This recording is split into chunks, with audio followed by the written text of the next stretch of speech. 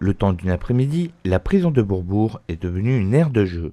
À l'occasion de la fête d'Halloween, 26 enfants ont découvert la prison de Bourbourg tout en s'amusant. Donc cet après-midi, ils viennent jouer, ils viennent se défouler, ils viennent s'amuser avec nous.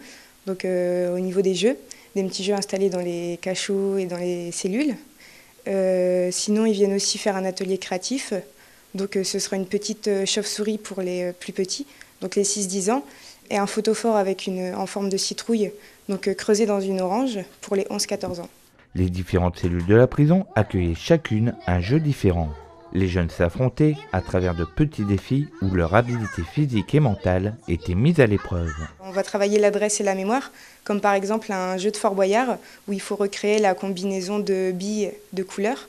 Donc on leur laisse quelques secondes pour regarder la combinaison et ils doivent refaire exactement la même combinaison apparente qu'ils viennent de voir en fait. Ah, c'est comme ça. Allez. Oh, alors, on t'enlève le masque alors. C'est vrai?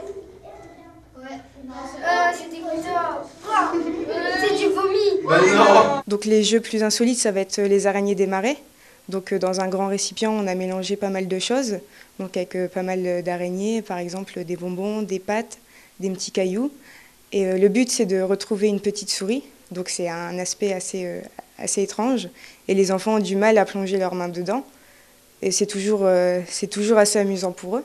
Ces 2 heures se sont terminées par la diffusion d'un petit conte d'Halloween, suivi d'une pinata où les enfants tiraient chacun sur une ficelle afin de gagner des sachets de friandises.